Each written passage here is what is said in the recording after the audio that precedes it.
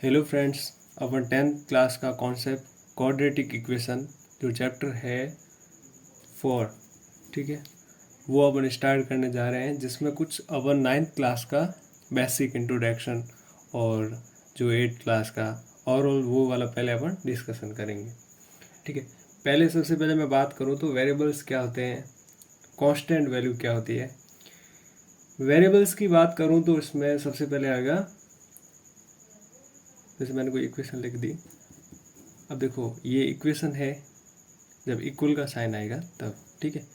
अब इसमें x और y ये दोनों है ना, जो ये दोनों क्या है, वेरिएबल्स है या कांस्टेंट वैल्यू है, ये दोनों वेरिएबल्स है, ठीक है, वेरिएबल्स, ठीक है। अब इसमें कांस्टेंट वैल्यू दिख नहीं रही है, ठीक है, लेकिन अब वेरिएबल्स वो होते हैं जो मतलब अल्फ़ाबेट ए से लेके जेड तक सारे अल्फ़ाबेट उसमें आते हैं जो वेरिएबल्स होते हैं, ठीक है। अब मैं ऐसे बोल दूंगा मैं कि कांस्टेंट वैल्यू क्या होती है, जो काउंटिंग नंबर होते हैं, जैसे 1 से लेके 10 तक सारे काउंटिंग नंबर वो होते हैं, मैं बोल दूं कि वो कांस्टेंट होते हैं, ठीक है। अब मैंने कांस्टेंट ऐसे मैंने बोला तो अब आपको ऐसा लगा कि आप ये बोले हो कांस्टेंट है, तो यहाँ पे 2 जो है ये इसके साथ में ऐसे रखा हुआ है, तो ये कांस्टेंट वैल्यू होनी चाहिए।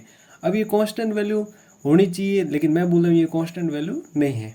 तो अभी तो आपने सर बोला कि ये कांस्टेंट वैल्यू नहीं है। अभी आपने पहले क्या बोला था कि कांस्टेंट वैल्यू वो होती है जो अल्फ़ाबेट वगैरह होते हैं सारे के सारे, मतलब वो वेरिएबल्स होते हैं जो अल्फ़ाबेट होते हैं। और मैंने कांस्टेंट वैल्यू के बारे में बात की तो वो क्या होते हैं, वो एक से लेके मतलब जो अल्फ़ाबेट नहीं बोल सकते उसको गिनती वगैरह वो होती है वो, ठीक है। तो अब यहाँ पे देखें तो यहाँ पे 2 का इससे मल्टीप्लाई है, तो ये 2 से मल्टीप्लाई में है, इस वजह से ये क्या होगा, ये वेरिएबल मतलब जो वेरिएबल्स है उनसे जिसका मल्टीप्लाई हो रहा है नंबर्स का, वो नंबर्स क्या होंगे, कोफिशिएंट, ठीक है। तब जैसे ये बात करें तो ये हो गया, ठीक है। अब यहाँ पे अपन देखें तो यहाँ पे 2 है, इससे मल्टीप्लाई है, तो अब यहाँ पे ये तो इसका कोफिशिएंट है। लेकिन मैंने पहले बात की कि ये सारे के सारे अल्फ़ाबेट होते हैं, वो वेरिएबल्स होते हैं, और 1 से लेकर 100 तक बोले या इन्फिनिट तक बोले सारे नंबर्स होते हैं, वो सारे नंबर्स क्या है, कांस्टेंट वैल्यू।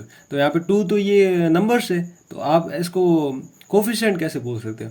मैंने बोला ये जो इससे मल्टीप्लाई में है, जैसे मैं अलग से एक लिख लूँ कि 3y plus 5 is equal to 0।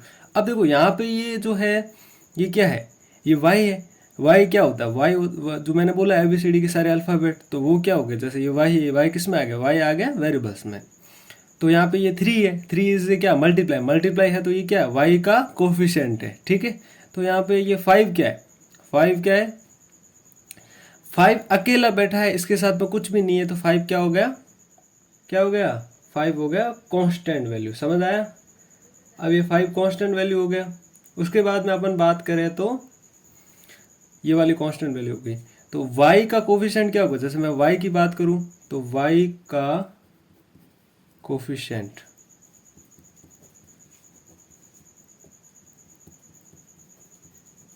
Coefficient क्या हो गया, 3, ठीक है। अब जैसे मैं कोई भी नंबर देता हूँ 3x plus 5y is equal to 0, जब ये इक्वेशन कब होगी, जब इक्वल का साइन होगा तब ये इक्वेशन होगी। जब तक इक्वल का साइन नहीं आए तब तक इसको इक्वेशन अपन नहीं बोल सकते, ठीक है। अब इसमें मैं एक बात करूँ, ये इक्वेशन हो गई, कन्फर्म हो गया। अब मैं बात करूँ कि ये इक्वेशन है, इसमें क्या x क्या है, x वेरिएबल्स है, अभी मैंने डिस्कशन किया, ठीक है। अब मैंने ये बोला कांस्टेंट वैल्यू वो होती है जो मतलब 1 से लेके 100 तक, इन्फिनिट तक जो भी नंबर्स होते हैं वो सारे की सारी क्या कांस्टेंट वैल्यू। अब यहाँ पे देखें तो 3, तो ये आप वापस 3 आ गए, इससे मल्टीप्लाई में है, इसका मतलब ये क्या है, ये एक्स स्क्वायर का कोफिशिएंट है। अब इसको आप कांस्टेंट वैल्यू नहीं बोल सकते। अब आप इसको कांस्टेंट वैल्यू बोलोगे तो ये गड़बड़ हो जाएगा। तो यहाँ पे एक्स स्क्वायर का क्या है, 3 कोफिशिएंट है, नो प्रॉब्लम। अब यहाँ पे कोई प्रॉब्लम नहीं। अब देखो ये बात आई कि भाई ये वाला क्या है, एक्स स्क्वायर का कोफिशिएंट है, ठीक है, नो प्रॉब्लम, ठीक है। तो यहाँ पे ये जो 5 है ना अकेला बैठा है, अकेला बैठा है, तो अकेला बैठा है तो 5 ना, इसके साथ में कोई वेरिएबल्स है, नहीं है वेरिएबल्स। अब वेरिएबल्स नहीं है तो इसका मतलब ये क्या हो गया, क्या हो गया बताओ, ये हो सकता है इसका कांस्टेंट वैल्यू, समझ आया, ये कांस्टेंट वैल्यू है, अब ये कांस्टेंट वैल्यू है, तो मैं पूछूं कि एक्स स्क्वायर कोफिशिएंट क्या है, एक्स स्क्वायर कोफिशिएंट 3 है, तो इक्वल का साइन है, इसका मतलब ये क्या है, इक्वेशन है। तो 5 क्या है, 5 क्या है, 5 कांस्टेंट वैल्यू है, पक्का। तो 5 कांस्टेंट वैल्यू, तो यहाँ पे 3 तो आप बोले कोफिशिएंट है, तो 3 इससे मल्टीप्लाई है एक्स स्क्वायर से, इस वजह से इसका कोफिशिएंट है। समझ आया। अब देखो ये वाली चीज आपको समझ आ गई। उसके बाद में अपन डिस्कशन करूं, मैं एक और ले लेता हूं, x 4x square plus 2y is equal to 0। यहाँ पे अपन ने देखा तो यहाँ पे ये एक्स स्क्वायर है, एक्स स्क्वायर है। एक्स स्क्वायर क्या है, मैंने अभी क्या बोला, एक्स स्क्वायर क्या है, जैसे कोई भी मैं लूँ, एक्स लूँ, वाई लूँ, जेड लूँ, कोई भी वैल्यू लूँ, वो सारी की सारी क्या है, वेरिएबल्स है। तो ये वेरिएबल्स है, यहाँ पे ये वाई क्या है, वाई भी क्या है, वेरिएबल्स है, ठीक है, ये वेरिएबल्स है, तो ठीक है, ये वेरिएबल्स है। यहाँ पे जो ये मल्टीप्लाई है ना 4 से, तो ये क्या है, अब ये क्या है, मैंने 10 बार समझाया, ये क्या है, ये है कोफिशिएंट। किसका कोफिशिएंट, एक्स स्क्वायर का। तो देखो एक्स स्क्वायर का कोफिशिएंट आपने 9th क्लास में पढ़ा है कोफिशिएंट के बारे में। तो जो कोफिशिएंट क्या होता है, जो वेरिएबल से मल्टीप्लाई हो। तो यहाँ पे ये 3 क्या है, एक्स 4 क्या है, यहाँ पे 4, अब इस इक्वेशन में 4 है, तो 4 इस एक्स स्क्वायर कोफिशिएंट। अब मैं बोलूँ वाई का कोफिशिएंट क्या है, वाई का कोफिशिएंट, वाई का कोफिशिएंट देखते हैं अपन, वाई का कोफिशिएंट क्या है, 3, ठीक है। अब आप कंफ्यूज नहीं हो रहे हो, इसमें कांस्टेंट वैल्यू क्या है, कुछ नहीं है, इसका मतलब क्या है, कांस्टेंट वैल्यू 0 है, कुछ भी नहीं है ना, इसका मतलब कांस्टेंट वैल्यू क्या है, 0 है। अब सपोज मैं यहाँ पे लिख लूँ 3x plus 5z plus 7 is equal to 0। अब एक्स स्क्वायर का कोफिशिएंट क्या है, एक्स स्क्वायर का कोफिशिएंट, एक्स स्क्वायर का कोफिशिएंट क्या होगा, 3 होगा। जेड का कोफिशिएंट क्या होगा, जेड का कोफिशिएंट इज इक्वल टू 3, ठीक है, जेड का कोफिशिएंट 3। अब इसमें कांस्टेंट वैल्यू कौन सी है, 7। इसमें कांस्टेंट वैल्यू क्या थी, कुछ नहीं, इसका मतलब 0 है। इसमें कांस्टेंट वैल्यू क्या थी, 5। इसमें ये क्या है, 5 पे कांस्टेंट वैल्यू, इसमें कांस्टेंट वैल्यू क्या है, कुछ भी नहीं है, इसका मतलब 0 है। इसमें एक्स स्क्वायर से किसका मल्टीप्लाई है, 2 का। इसमें क्या, वाई क्या अकेला है। समझ आया, नो प्रॉब्लम। अब देखो ये चीज़ें अपने हो गई, इसमें ये बेसिक चीज़ें, ये आपको मतलब 9th क्लास में जिसने पढ़ी है उसको तो पता होगी, जैसे नहीं पढ़ी है तो अब हमसे जुड़ रहे हो, इसका मतलब आपको सारे कॉन्सेप्ट में क्लियर करूंगा, एक एक चीज़ जो आपके छोटी क्लासों में आपने पढ़ी है, 9th में पढ़ी, 8th क्लास में पढ़ी, वो सारी चीज़ें मैं यहाँ पे डिस्कशन करूँगा। पहले मैं बेसिक करूँगा, उसके बाद में मैं मतलब क्वेश्चन पे सीधा आऊँगा ही नहीं, पहले सारा कुछ बेसिक कॉन्सेप्ट क्लियर करूँगा, उसके बाद में मैं क्वेश्चन पे आऊँगा। अब देखो ये, अब अपन आते हैं थोड़ा और इंट्रोडक्शन पे, ठीक है। अब देखो, अब अगला क्वेश्चन अपन किस पे डिस्कशन करेंगे, जैसे ये हो गया।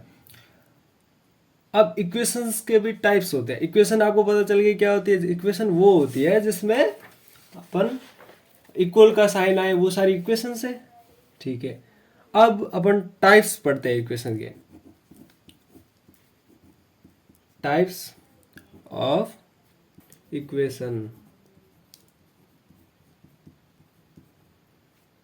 देखो टाइप्स ऑफ इक्वेशन भी, उसमें भी 2 टाइप्स की इक्वेशन, देखो एक तो पहले अपन डिस्कशन करें अकॉर्डिंग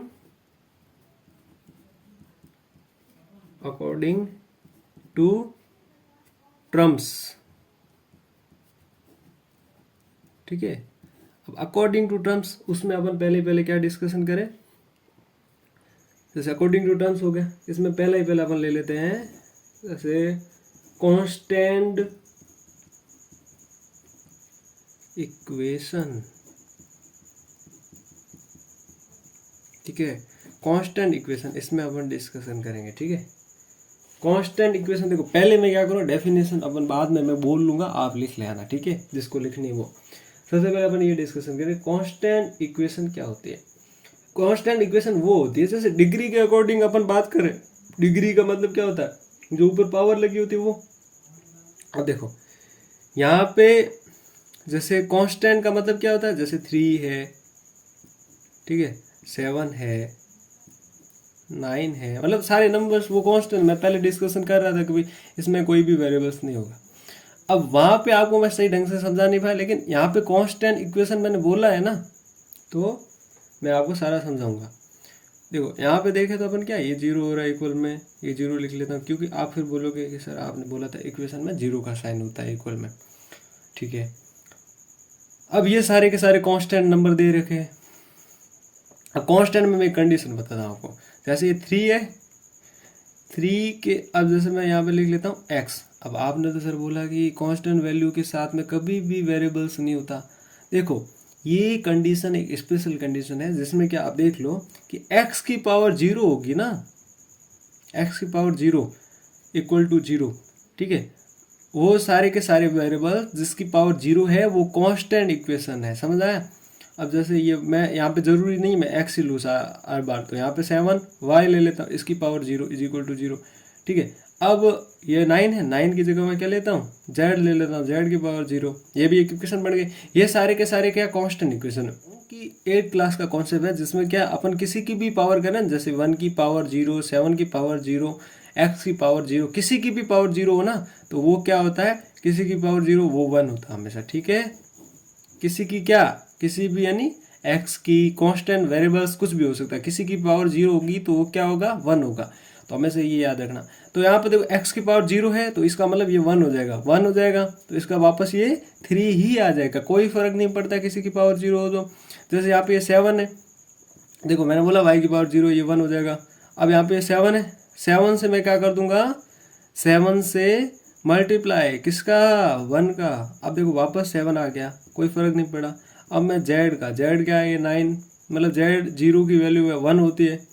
यहाँ पे 9 इंटू 1 इज इक्वल टू 0। अब 9 इज इक्वल टू 0, ठीक है। आपको समझ आया, मतलब कौन इक्वेशन नंबर 2। अब इसकी बात करें तो लीनियर इक्वेशन, ठीक है। लीनियर इक्वेशन क्या होती है,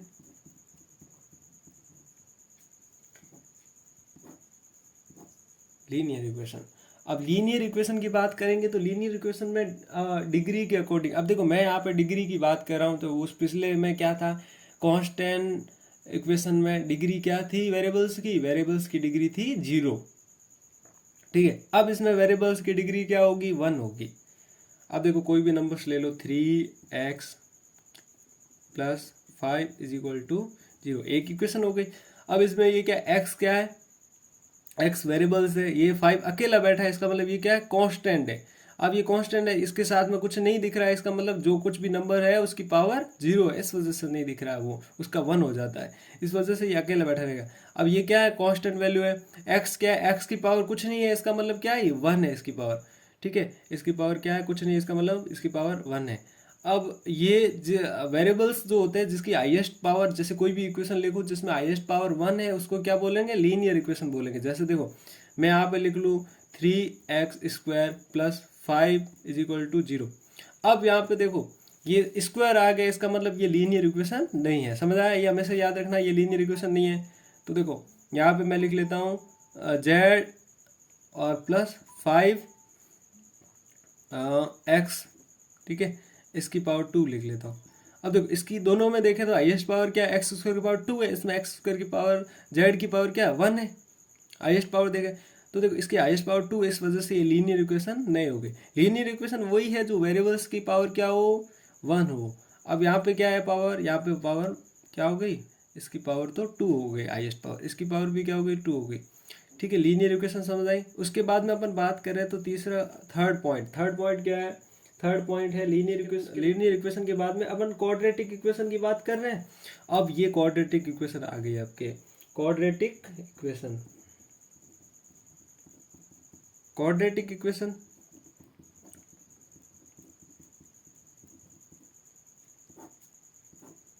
ठीक है। क्वाड्रेटिक इक्वेशन क्या होती है, क्वाड्रेटिक इक्वेशन जिसमें हाईएस्ट पावर क्या हो, 2 हो, ठीक है। अब जैसे मैंने लिख दिया 3z की पावर 3, तो ये क्वाड्रेटिक इक्वेशन नहीं है, तो मैंने लिख लिया x की पावर कुछ नहीं, y की पावर 3, y की पावर 2 लिख लिया, ठीक है। अब ये इसकी हाईएस्ट पावर क्या है 1 है, इसकी हाईएस्ट पावर क्या है 2 है। तो देखो इन दोनों में देखें तो पूरी इक्वेशन में हाईएस्ट पावर क्या है 2 है ना, तो ये क्वाड्रेटिक इक्वेशन है। वेरिएबल्स की हाईएस्ट पावर जिसमें 2 होगी तो वो क्या होगा क्वाड्रेटिक इक्वेशन होगी। ठीक है, क्वाड्रेटिक इक्वेशन क्या होती है समझ आया।